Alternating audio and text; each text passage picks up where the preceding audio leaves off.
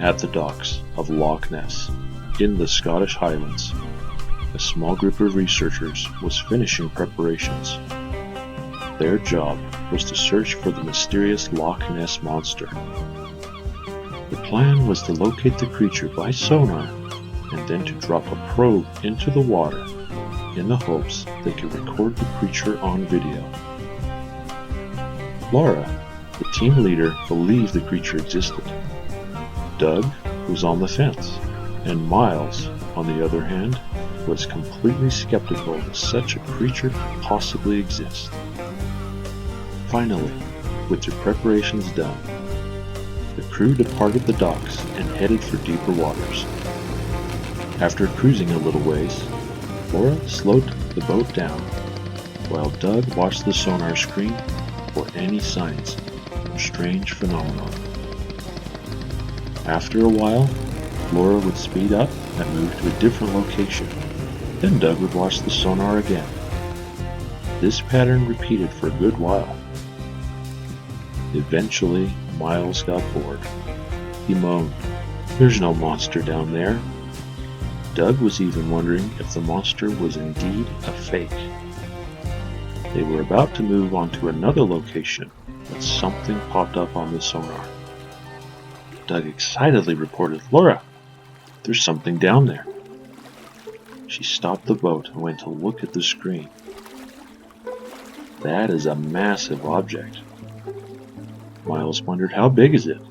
"It appears to be about 12 meters long," Doug replied. "Let's launch the probe." Doug and Miles prepared the probe quickly and then lowered it into the water. Laura explained, "The probe is equipped with a camera and underwater microphones. It will record what it sees and hears." She then went back to the computers and added, "You will see a live feed on this screen and hear anything on the speaker. When the probe resurfaces, we'll be able to retrieve the recording device." She then began to steer the probe. It sank lower into the water to explore the depths below, where the monster was supposedly lurking. The water got darker and darker as the probe traveled further.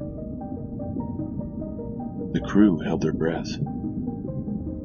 Slowly, a dark shape appeared on the screen. It was gracefully gliding through the water. "It's Nessie!" Laura exclaimed. No one could believe their eyes. Then over the loudspeaker came an unearthly sound.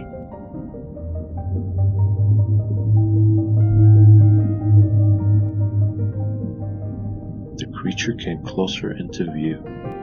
"It's a plesiosaur!" Doug shouted. Nessie passed over the probe. So, Laura quickly turned the probe around to track the creature when they lost all contact. "What happened?" Miles cried. Laura and Doug frantically tried to get the live feed again, yet all their attempts were useless. Any effort to contact the probe was in vain.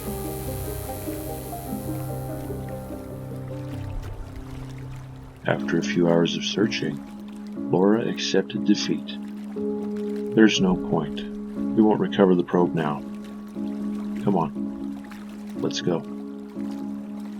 So they sped off back to shore. The three researchers were discouraged about losing everything, which would finally prove the creature's existence, for the probe was lost forever, most likely at the bottom of the loch.